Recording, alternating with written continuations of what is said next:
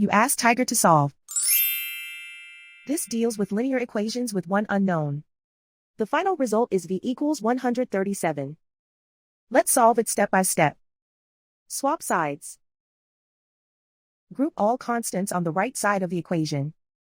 Subtract 176 from both sides. Simplify the arithmetic.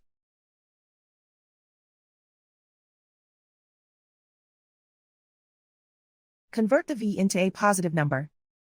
Multiply both sides by -1. Remove the ones. Simplify the arithmetic. And so the final result is v equals 137.